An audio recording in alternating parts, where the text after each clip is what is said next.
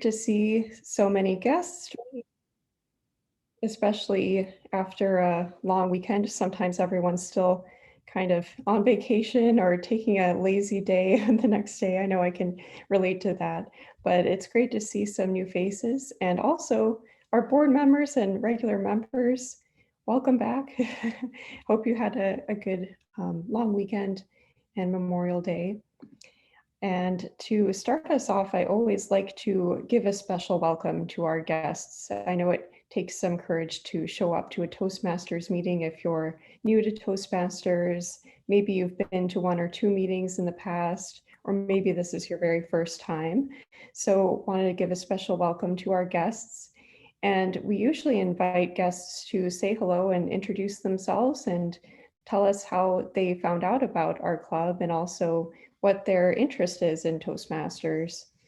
And a lot of us come from diverse backgrounds, but usually our common shared interest is getting better at public speaking or communication skills. So it's great to have such a diverse group with us. And if one of our guests wants to say hello, I can turn it over to you. I know I see a few new names. And please, if you did join and I just forgot for some reason, just let me know. I would feel bad calling you a guest if you are actually a new member. So remind me, keep me honest. But I see a few new names.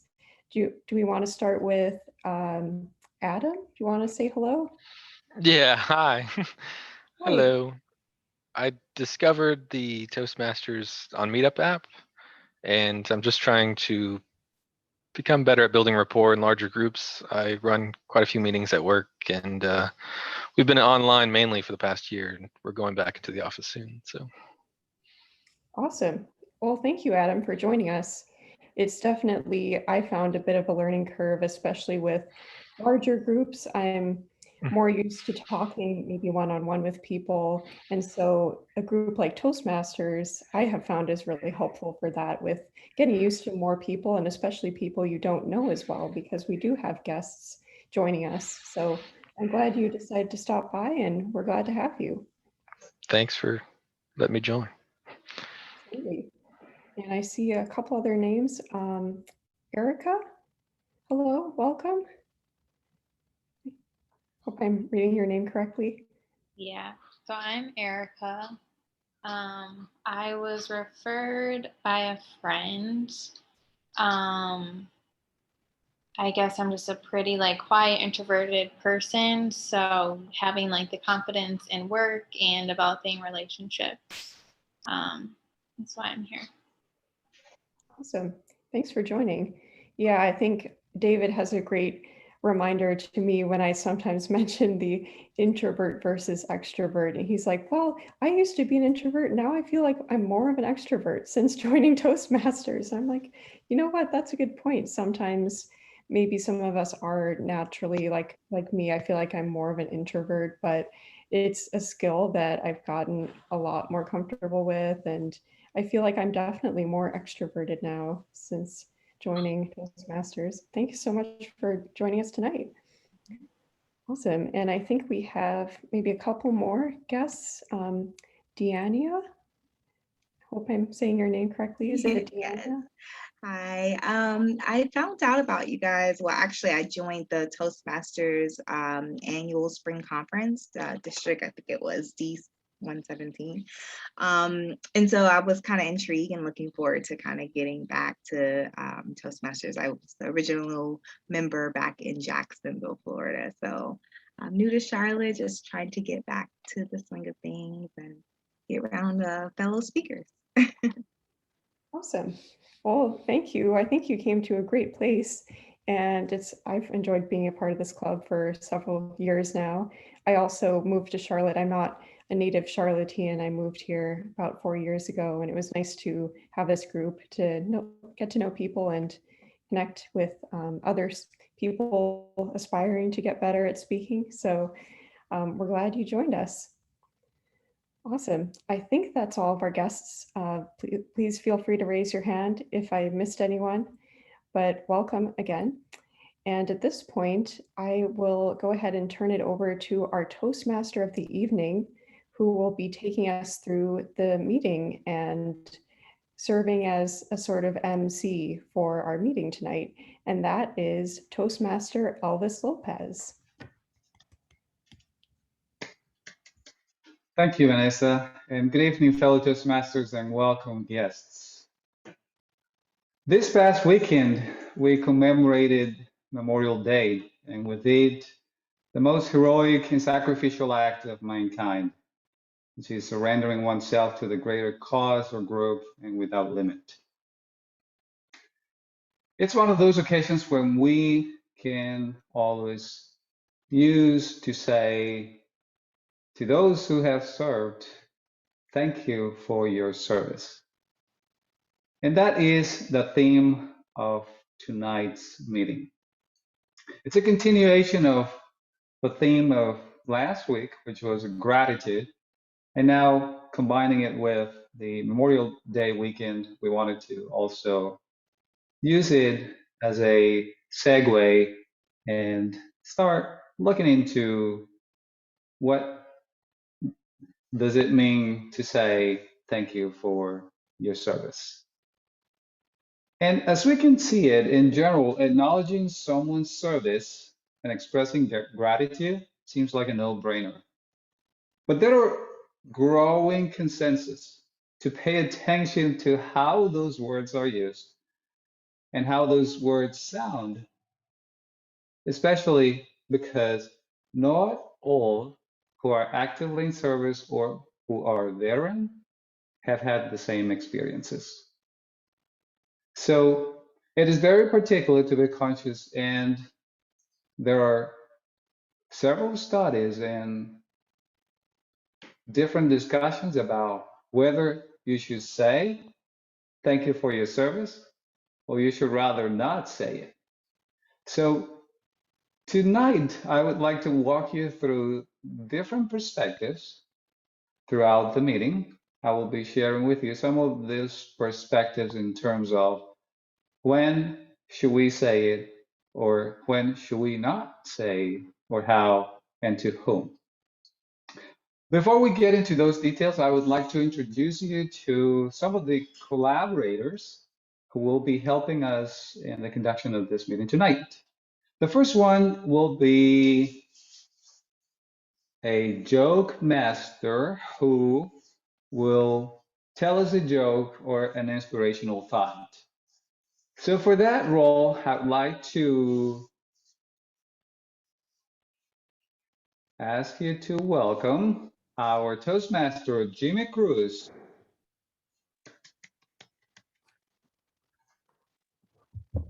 Thank you, Mr. Toastmaster.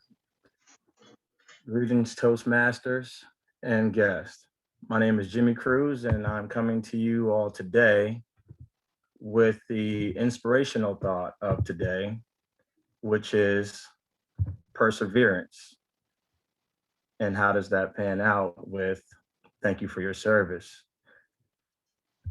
Really, the definition of perseverance is basically the persistence in doing something that despite the difficulty or delay in achieving success. And as we are all kind of trying to perfect our craft within this organization, it's imperative that we do have perseverance.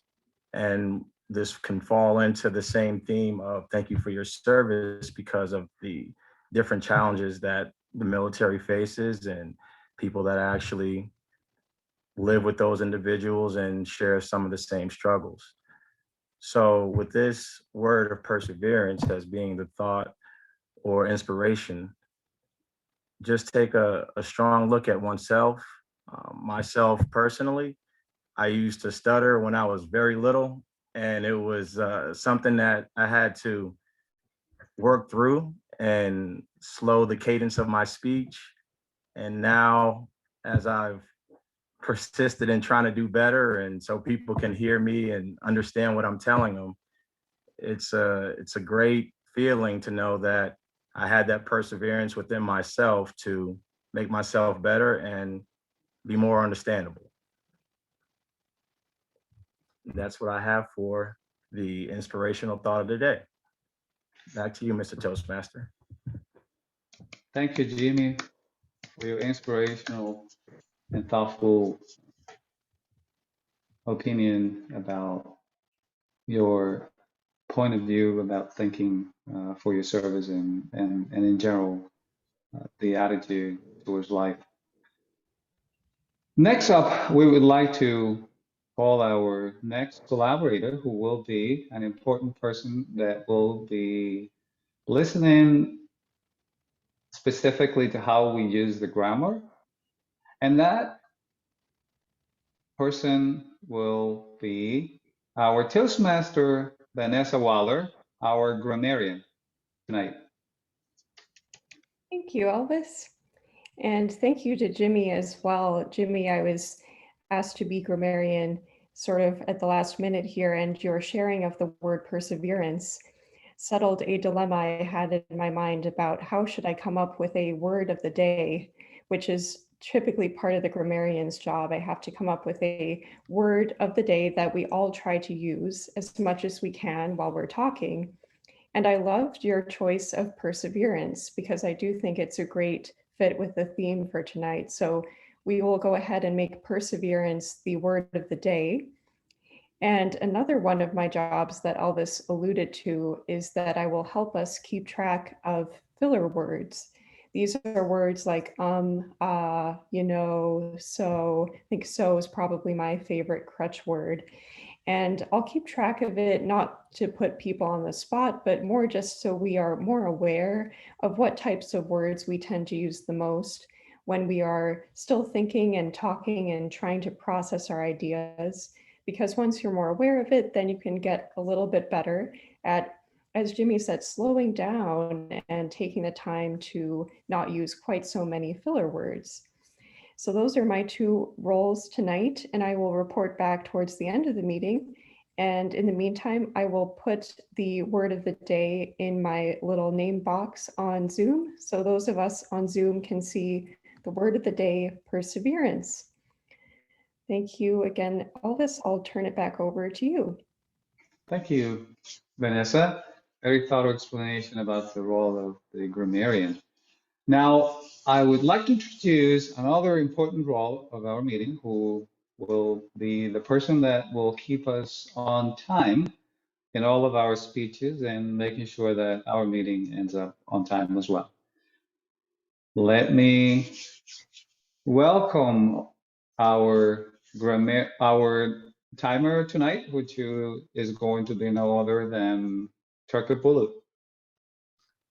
Thank you, Elvis.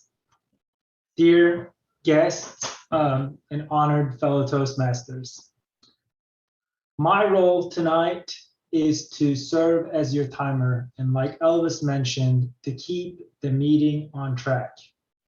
Tonight is a special occasion because ever since I joined, we're going to have the longest speech delivered by David. Tonight's speech will be 15 minutes of speech and 5 minutes of Q&A. When we hit the 15-minute mark, I will give the green signal to David to indicate that he qualifies. When we are 2.5 minutes into the Q&A session, I will give him the yellow background. And when we hit the 20-minute mark, I will signal red in my background, and that will be David's cue to wrap up his speech.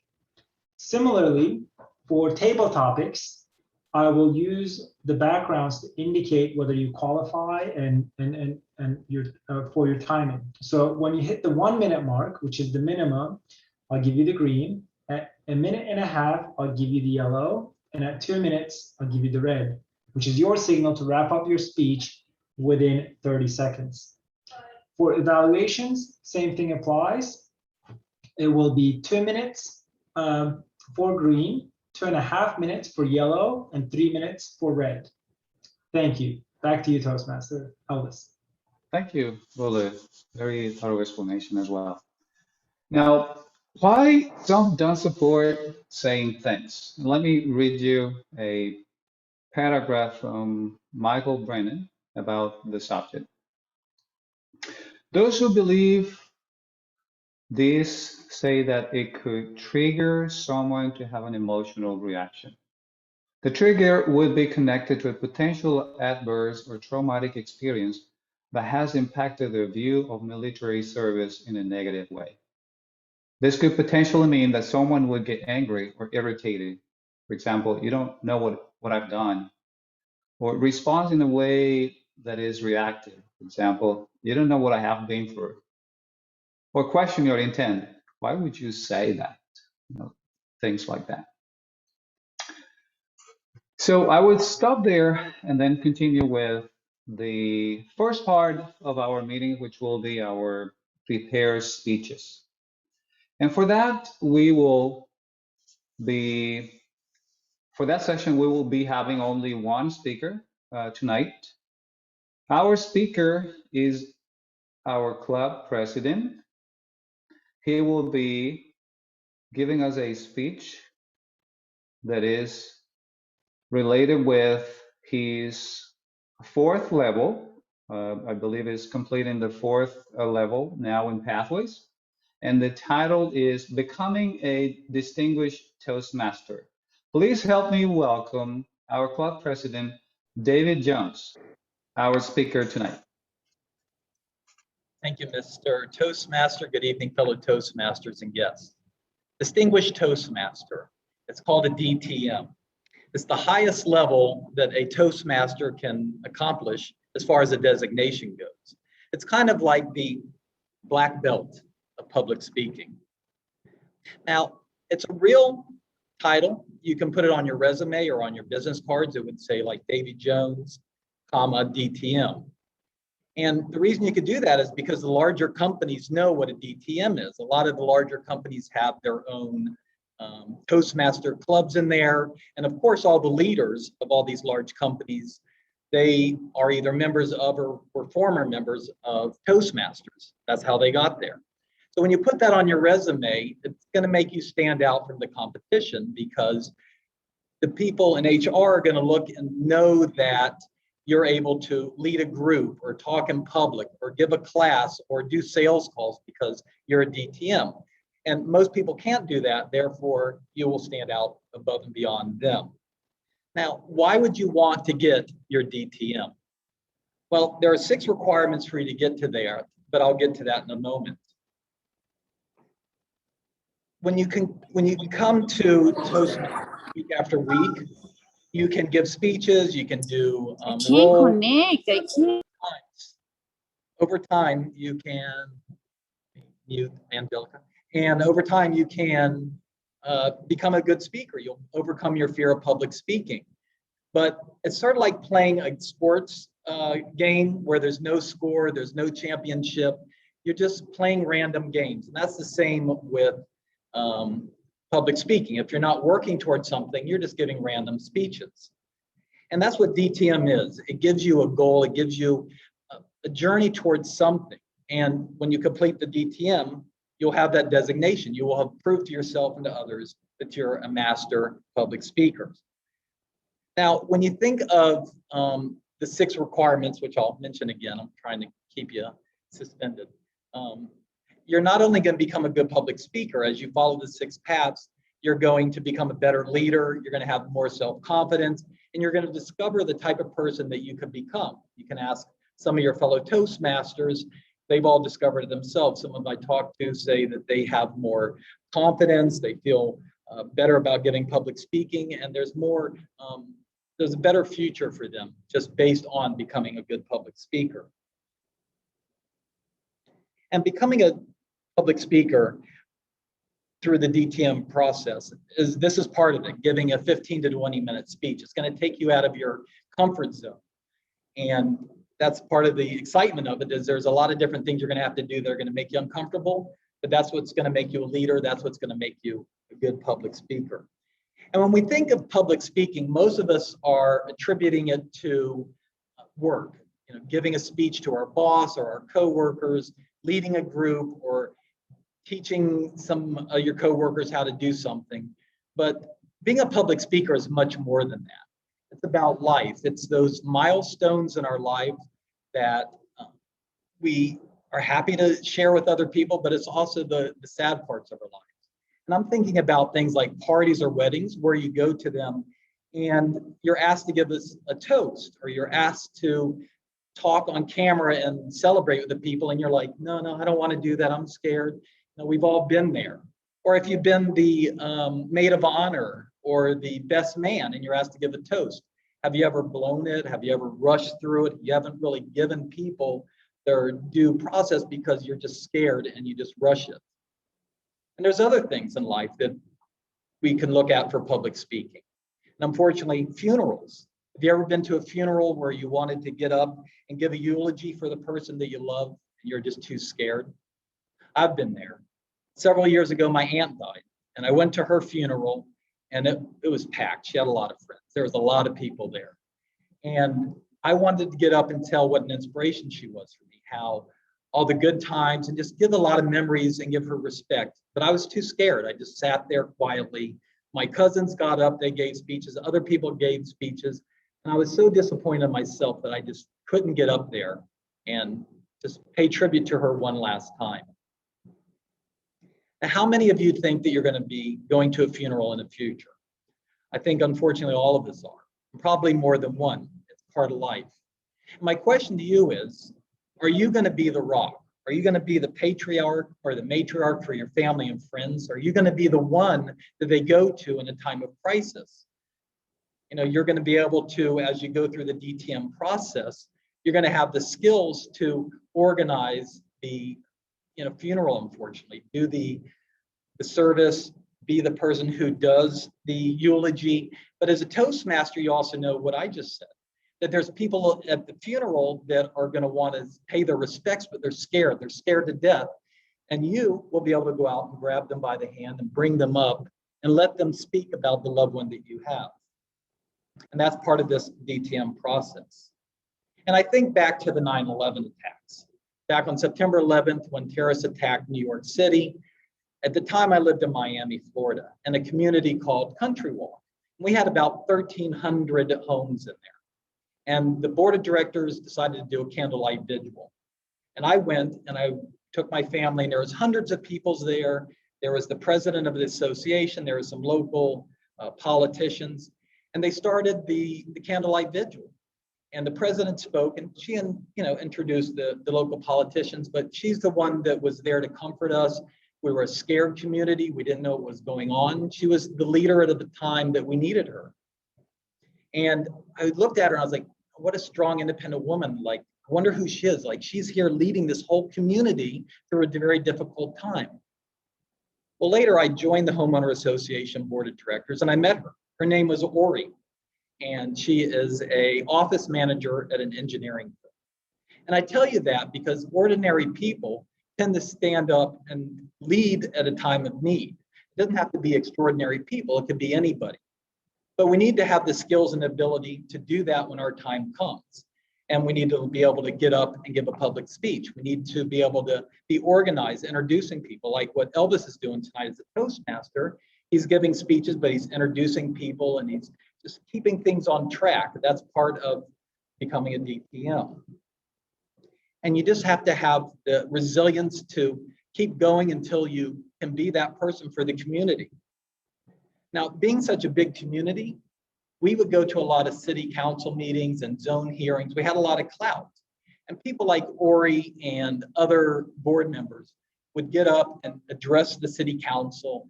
And I would get up and I'd be like, hi, I'm David Jones, 123 Main Street. I agree with what they said. And then I would go sit down because I was so scared. But I would look up at the city council members and I would think, what a bunch of knuckleheads. I could do what they're doing. They're bored, they're not interested. I should be up there. But I didn't do it because I was afraid of public speaking. I was afraid of campaigning. I was afraid of talking to big crowds of people. I never did it. And I ask you, Toastmasters, what have you not done in life because you were scared, because you didn't want to get up and speak? And I would say to everybody here who's a member, you might want to relook at those goals and dreams because you're in a place now where you can make them things happen. Now, DTM, Distinguished Toastmaster. I want everybody here to be one because you're going to become a 1%er. You see, less than 1% of Toastmasters become DTMs. And here's the 6 steps. The first step is you have to do 2 pathways. Now I'm doing humorous speech and innovative planning. And each pathway has around 15 speeches. So you're looking at doing about 30 prepared speeches in order to get to your DTM.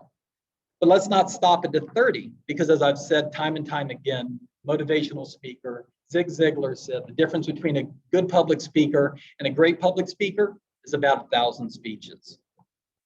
And I'll admit that about 20 years ago when I heard him say that on a motivational program, I was like, how do you give 1,000 speeches? Like, how's that even possible?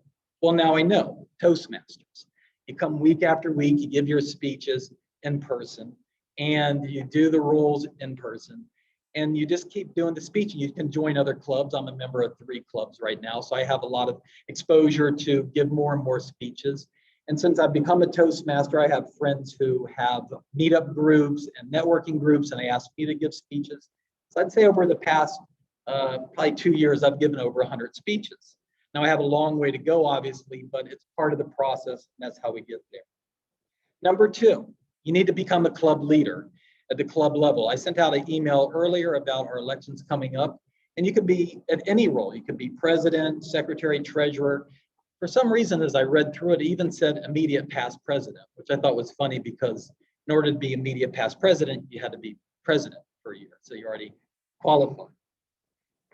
But I want everybody to look at becoming a club leader, becoming an officer of the company. And again, I sent out an email.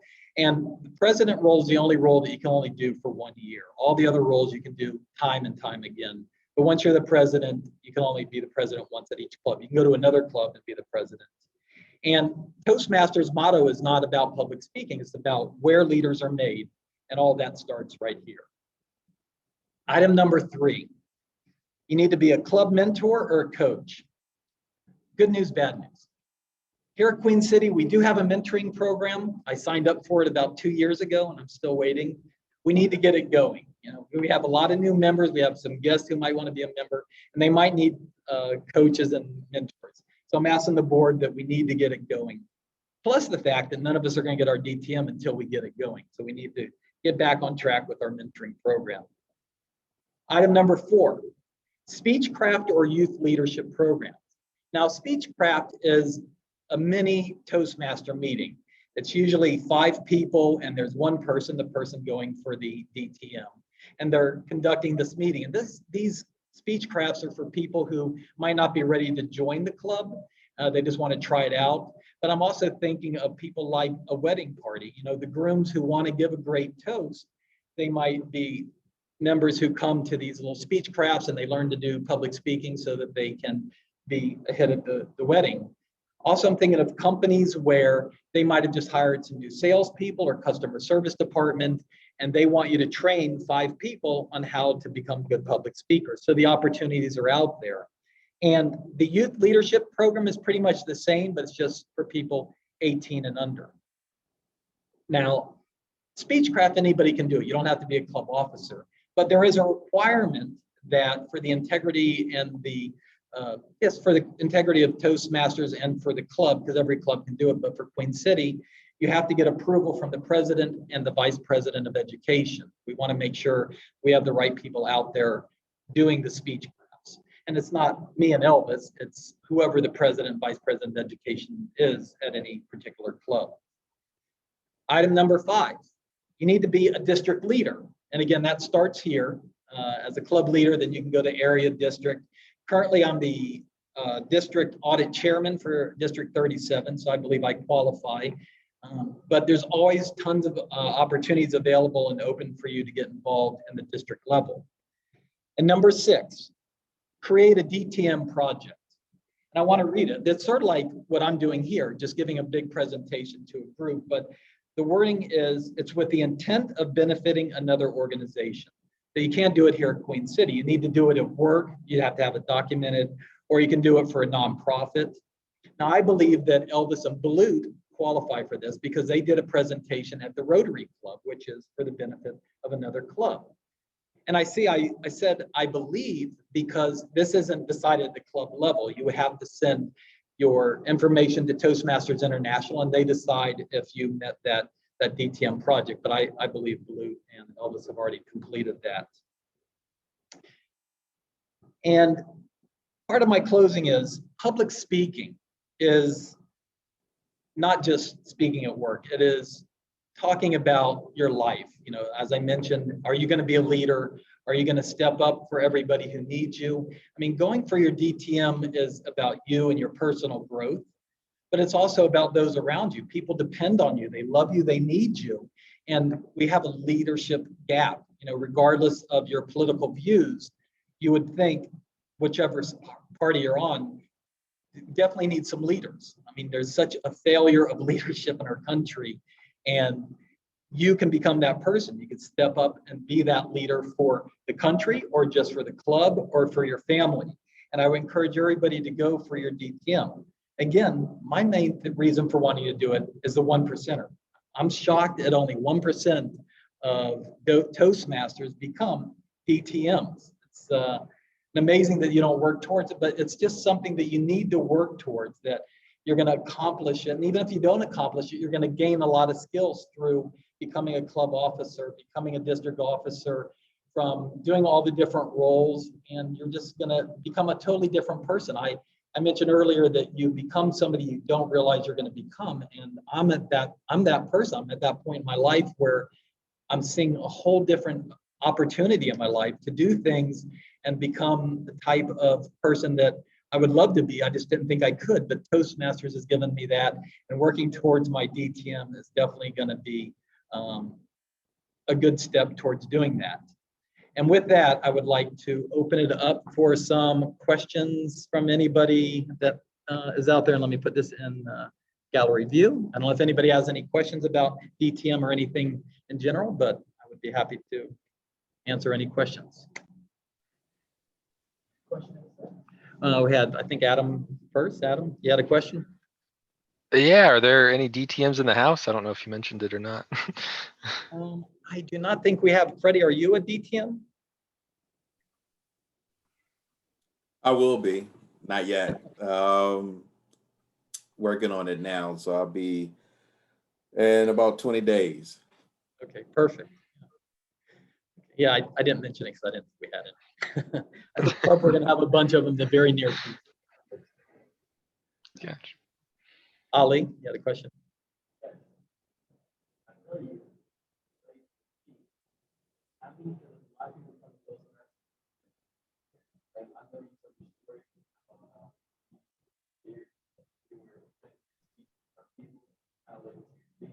How many meetings did it take you to get comfortable to say, okay, I'm going to start taking control and start getting speeches? Okay.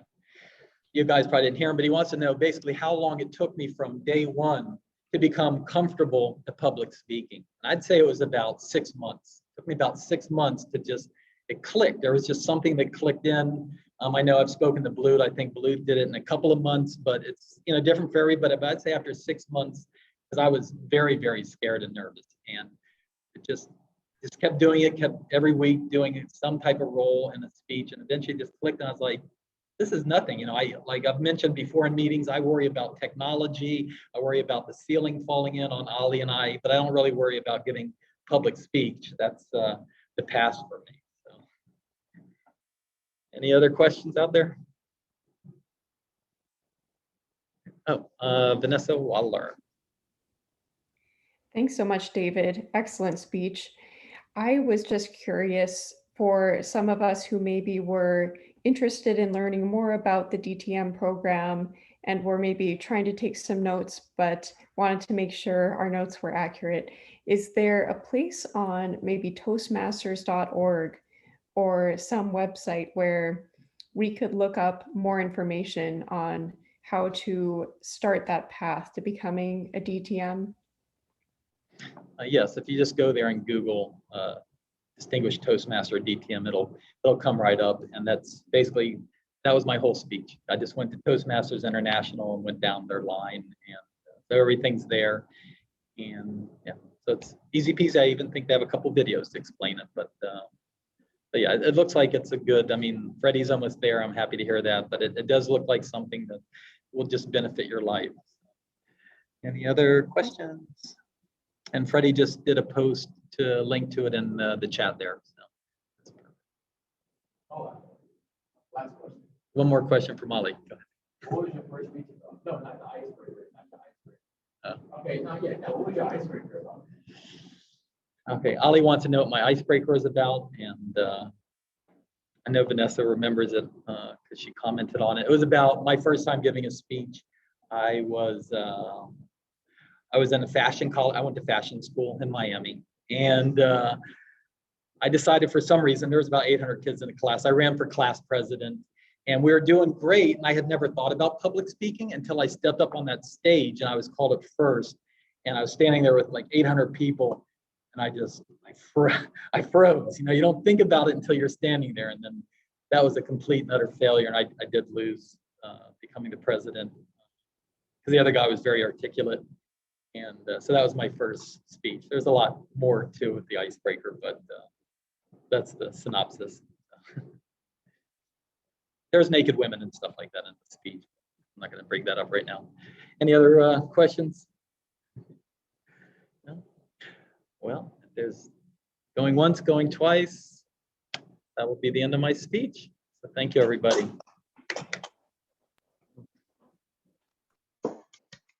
Thank you, David.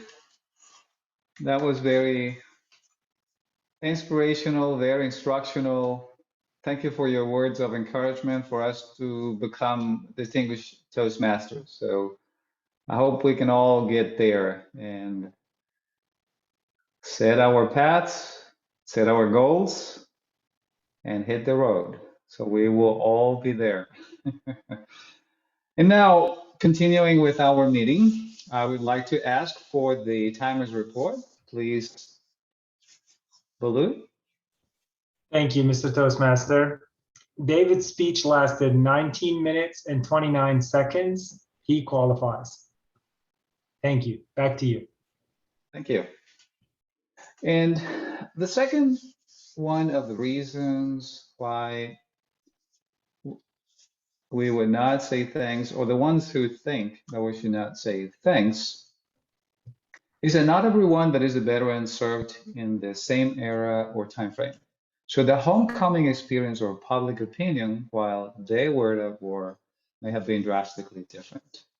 The third one is that the era of service also makes a difference, as some veterans volunteer to serve in the military and some were drafted. So for the veteran who volunteered to serve versus a veteran who did not have a choice, the response, view, and perspective may be significantly different due to having the freedom to make the decision or not. The power of choice could significantly impact the type of response we might receive.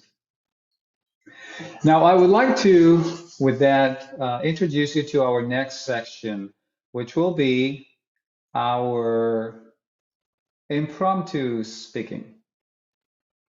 For that section, I would like you to help me welcome our table topics master tonight, who will be Toastmasters Natalie Alberto. Thank you, Mr. Toastmaster, fellow Toastmasters, and distinguished guests. It's my pleasure to serve as your table topics master this evening. I'm going to ask a series of impromptu questions. I'll ask for volunteers first. If no one volunteers, then I will voluntold you. And we will focus on the theme. So the questions will be lighthearted, celebratory. And with that, I would like to invite the first participant. Any volunteers?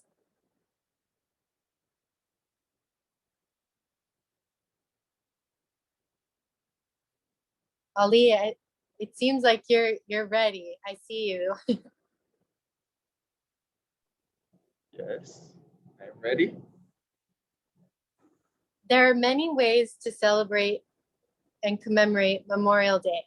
How did you celebrate your Memorial Day yesterday? How did I celebrate my Memorial Day yesterday?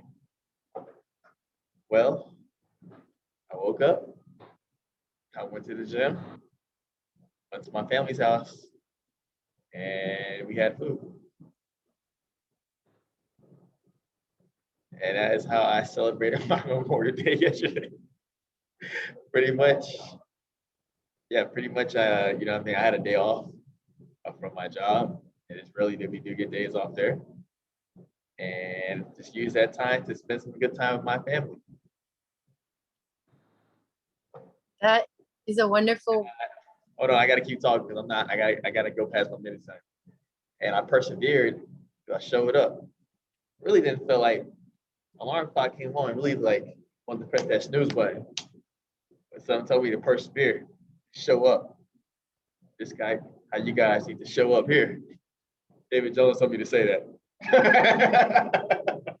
All right. Thank you, Natalie. Thanks, Ali. That's a wonderful way to celebrate Memorial Day and the freedom that we have from those that have served. I personally also spent the day with my family. Any other volunteers? We also allow guests to participate. So any of our guests that feel that they'd like to participate, you're more than welcome to.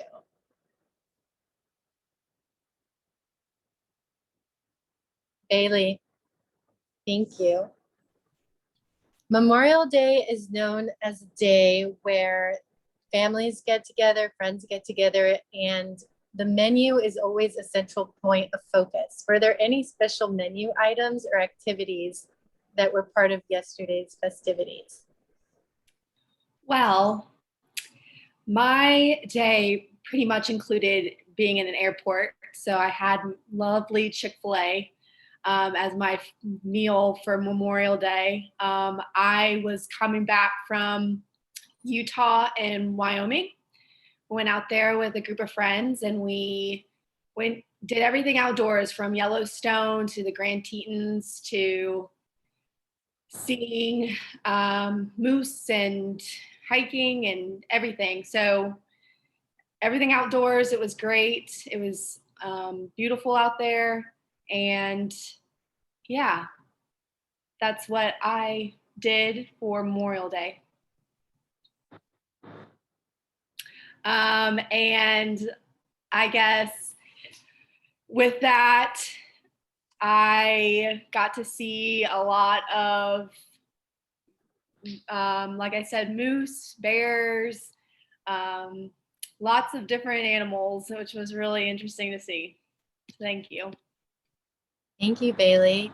That sounds like a great adventure. I definitely want to visit Wyoming, Utah, and see some moose and bear, all on my bucket list.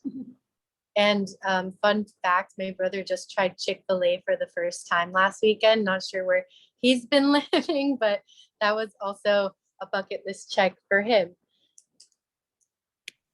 For sharing with us. And I will have one more question. Any final volunteers? This will be the last question for the evening.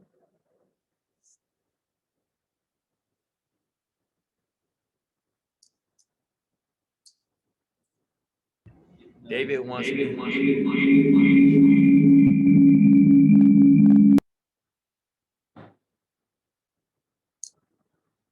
All right. Freddie. Thank you, Freddie, for volunteering. So the question I have for you is, tell us about a moment where you had to persevere. A moment where I had to persevere. Fellow Toastmasters, distinguished guests, table topics master, Toastmaster of the evening, good evening. A time where I had to persevere would be when I was 13 years of age on a city baseball team. We were the worst team ever, worse than the Bad News Bears. We didn't even have a win. So we were 0-14, and this was the last game of the season. Our coach brought us together and said, look here, fellas, I know we ain't won a game, but today we're gonna have fun. Something I should have told y'all, let's just have fun and leave it all on the mound and on the baseball field. So we was playing the #1 team. We get out there, and for some reason, I wish he would have told us this the very first game that we played. We beat the team 28-0. Can't even, I got it on tape, which is hilarious, but where I persevered was the idea that I got up and I broke my glasses, so I couldn't see. And I was swinging, strike one, strike two, and they was like, look at something, just swing at something.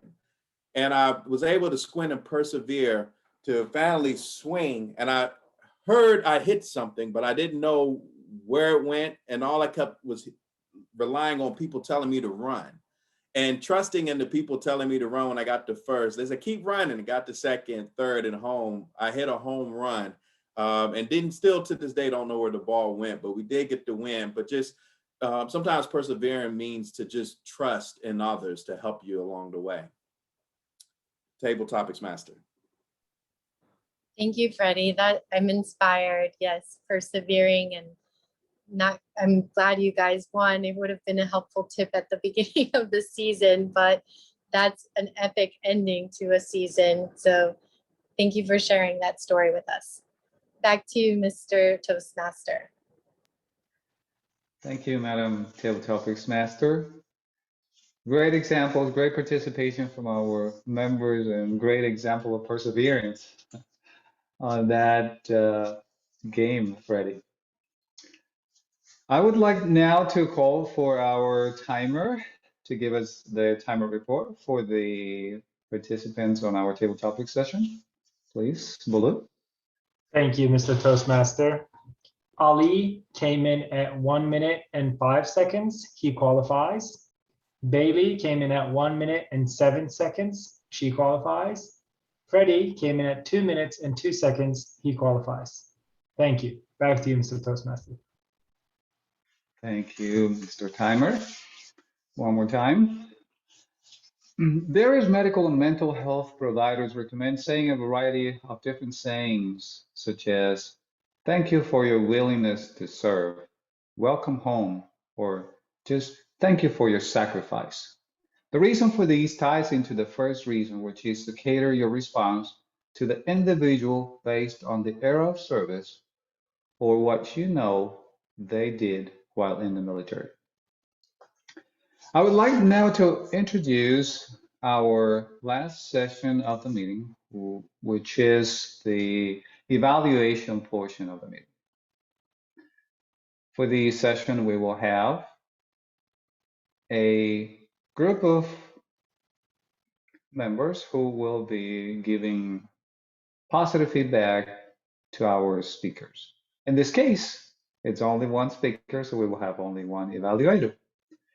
So I would like to call our general evaluator, who I believe is also our only evaluator. That will be Toastmaster Ali Tobing. Please welcome Ali Tobing as our general evaluator and evaluator for tonight.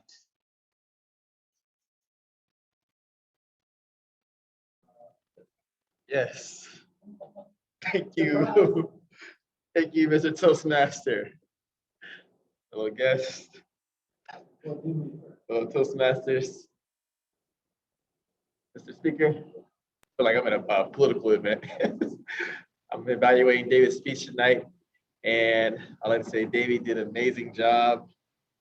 20 minutes, like I said, I thought about like how is David gonna talk for 20 minutes? Because usually our speeches are like usually like 6 to 7 minutes. And I could tell that you were very prepared for that and you had a full story to tell. I like how the number one thing that caught my attention is when he said the line about the funeral. He was like, how many of you guys have been to a funeral? And if you're not, you're gonna go to one in the future, and you related that to a story to yourself. Because every person here is either had to go to a funeral or one day in their life is going to have to do that. And they may have to go up there and give a speech. And you relate it to your story. I like how you really grab the audience attention with that. I also like how throughout your whole speech you promoted Toastmasters throughout your whole speech about how they can take that position and how we can take that position as a club and become that role as something that we could do. So I like how you promoted Toastmasters within your speech also. Another thing also that I like that you did really good was when you did your speech, it's something I'm trying to work on me, is you're very calm, cool, and collected. You know, you weren't too loud, you weren't too low, you were just right. Now, one thing I will say that I think you can work on, and this is something you told me, even though it's nobody here, you got all this room, you got all this space. Walk around, man. Walk around a little bit, just pretend like we're sitting to a big audience. And another thing I would say is, eventually I feel like you won't need the notes. Is this like when you memorize that 100%, it's the notes and that's it. Those are the two things I think that you could work on. Other than that, I think your speech was amazing. Go to Toastmasters, you told your story, and you did an all-around amazing job. Just keep doing that good work. Back to you, Mr. Toastmaster. Well, Thank well, you, I guess Ali. is it back to me, Elvis, as some general evaluator? Yes, sir. Alrighty, so now I get. Give me 1 second, guys.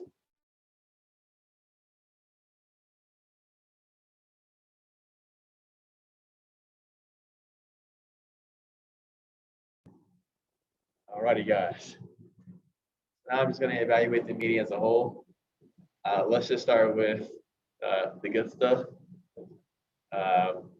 Everybody showed up. I like how when we sometimes when stuff for us, like if we don't have roles available, we find ways to make roles available for people. And if somebody gets sick, we find roles for people. Everybody showed up on time. David gave an amazing 20-minute speech. I think the theme did it also. I think David did an amazing job of his speech because, like I said, he's promoting Toastmasters. We have guests, and we always want to promote Toastmasters. We have all our rules filled, and everything is on time. Something we need to work on is, I would say, not just showing up. David really wants me to say that. I'm going to get to that, sir. Something I do think we need to work on is as far as our roles and stuff like that, is giving maybe a quicker up to date if we can't be here. As soon as we can. Life does happen, try to understand. But if we have a 24-hour window, that would be fantastic. Another thing I think we should work on is at some point, I would love to see everybody in real life. Like I said, I don't know how tall everybody is.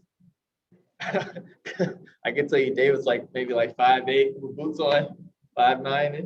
I'd love to see everybody in real life one day. But we're gonna work on that, and hopefully during the summertime, it's hotter. We're seeing we're starting to come out of this virus. People feel safer. People get vaccinated. We see people in real life. But overall, I think we did an amazing job.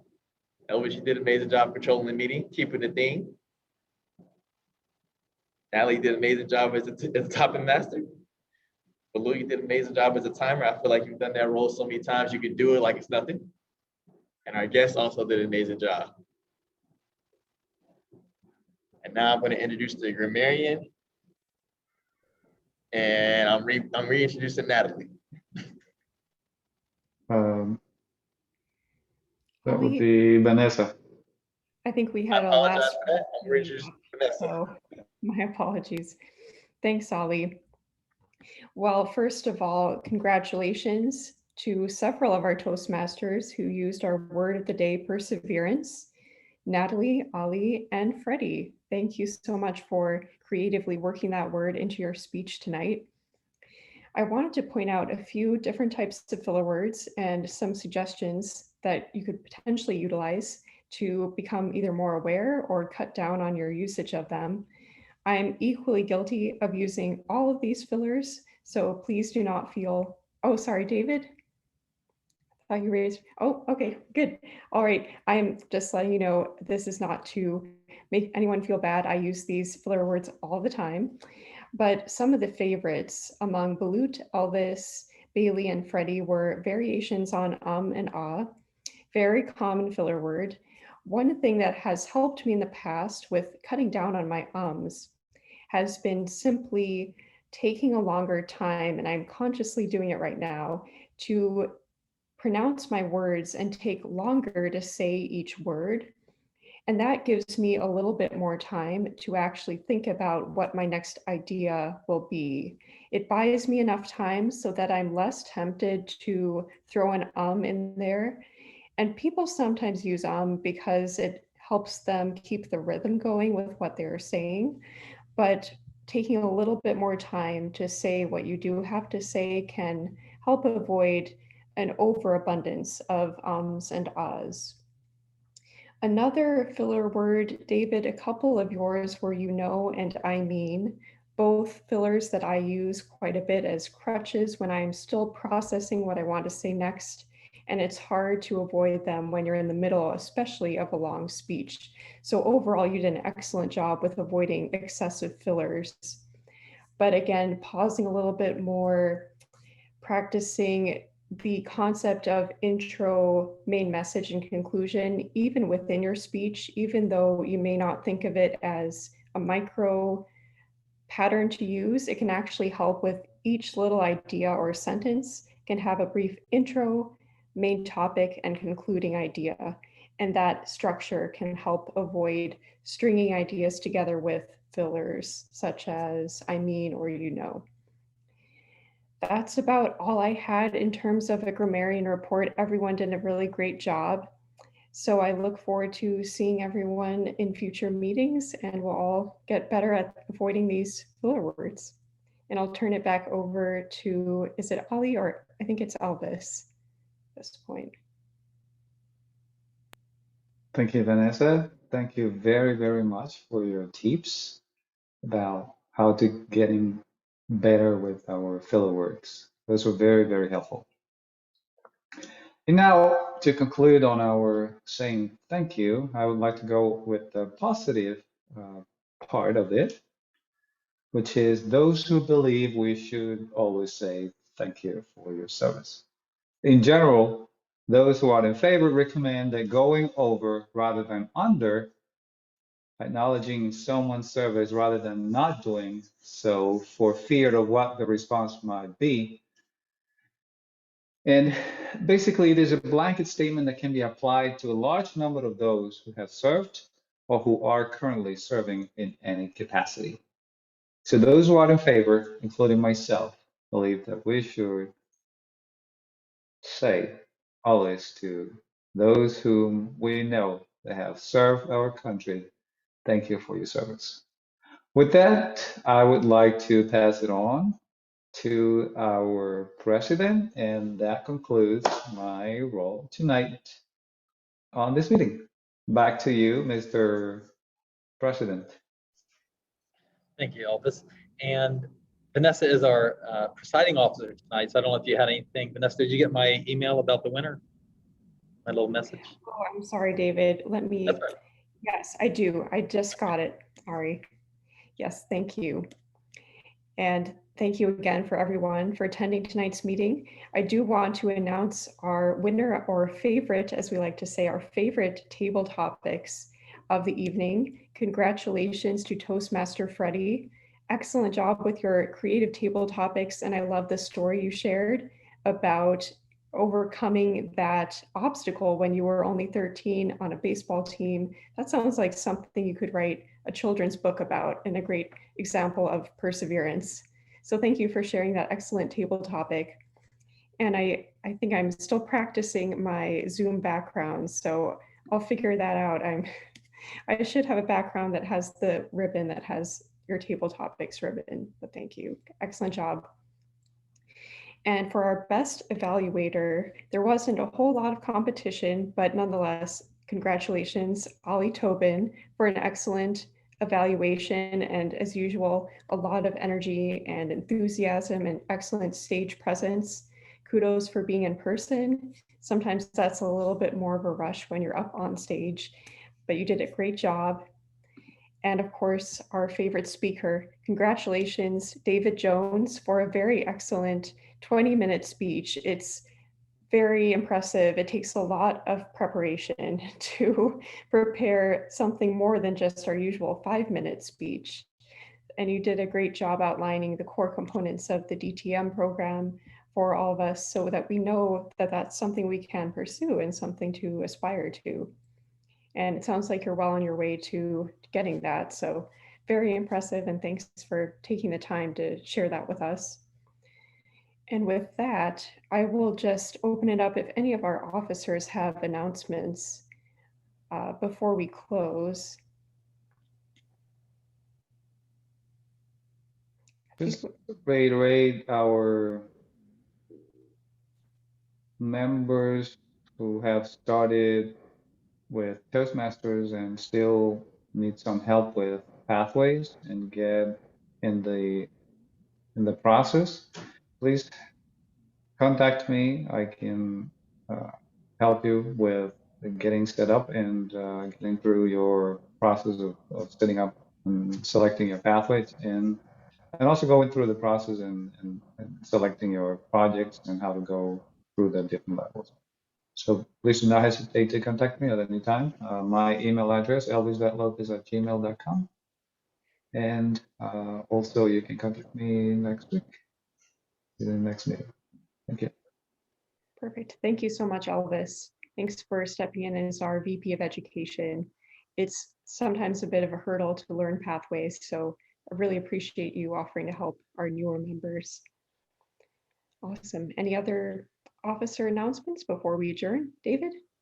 Yeah, I just wanted to recognize Freddie Barber. We didn't really introduce him. I like to call him Mr. Queen City. He's done so much for this club. He was also area director. He's done contests. He's been around for a while. So I just want to introduce him. He's just sitting there quietly, but it's kind of a big deal around here. So welcome, Freddie. And he's still a member of our club. He sees value in it. So appreciate it. Yes, thanks, David. Yeah, and welcome, Freddie. It's really great to see you. And Freddie is a very accomplished Toastmaster, and he was, I believe, leading a few of our meetings when I first joined this club years ago. And he was one of the reasons I decided to join and stick with Queen City Toastmasters. So yes, we've got a great group for sure. Anyone? I'm glad to be here. And I'll just say too, I know you mentioned mentor thing as well. Totally open if there's different ones that do want some mentorship. Totally happy to help there. Thank you. Thank you. And we have a whole book here, so I'm going to take that book home with me about what mentoring is, because I know it's something we need to get back on. So, and like Freddie's coach said, we have 0 DTM, so we need to change that. Hopefully next time we'll have 26 or whatever his score was. Good point. Yes, getting there. Yes. All right. Well, I see it's about 7:35, so I think it's about time to adjourn. Thank you so much, everyone, again, and we'll hope to see you again in the coming weeks.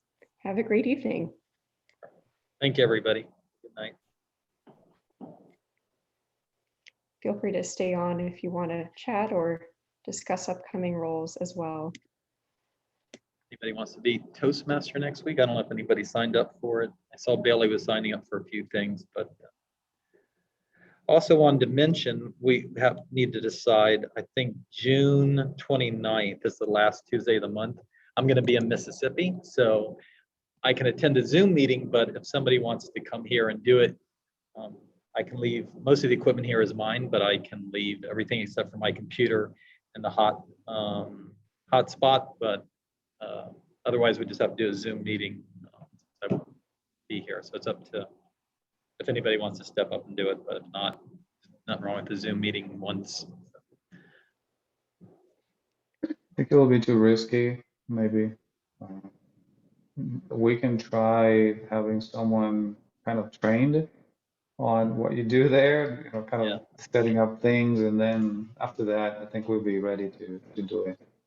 Yeah. On a next occasion, you're not available. Okay. Does that make sense? Yeah. Yeah. Mm-hmm. That's real. Yep, that sounds good. Anybody want to be Toastmaster? You're gonna be here next week, Freddie? Want to be Toastmaster? I already signed up to speak. Oh, did you? Okay, perfect. Yeah. Great. That'll be great then. That's even better. That's great. Yeah. Yeah, so I think with my speech tonight, Freddie, we hit number 9. So we're going to be president distinguished after tonight. Balut and I are man. both hit level 5. So as a club, we all did a lot of stuff. So we're doing good. So That's Yeah. really good to hear. And like I said, I'm going to get started on pathways as well. So I know that'll help benefit this club too. okay, perfect. Okay. And then I believe Jimmy was expressed interest in being secretary. So I guess we can just put him down if that's something still interested in. Yeah, it's something I would definitely look forward to seeing what the role is about. I was talking to Elvis today, and he helped me understand pathways, which is intricate, but I look forward to really just getting more in depth, and I have to get onto the assessment and kind of look through some things. Just with work, it's just kind of crazy. So I would be interested in doing the secretary and seeing what it's about. I just got to see what the role is, because I really want to be present, and make sure that I do things the right way, and I'm gonna be here. The problem is right now I'm just like kind of in limbo. So I think you said on the 13th you guys are having the official. Yeah, I think it's the 15th maybe, but yes, in a couple weeks. Yeah, the 15th. Okay. Do the election. 15th. Okay. Yeah, I have my meeting with my boss tomorrow, and I'll find out, because it's just crazy right now, unfortunately for me. So, But if there are other yeah. people, I think Vanessa, you said they do the 1 to 2 minute speech before if there's more than one person. Sorry, are you thinking of Yeah. table topics? No, I'm talking about if like he wants to be secretary and somebody else wants to be secretary. Oh, of course. Right. Is it 2 minutes? Yes. Something like If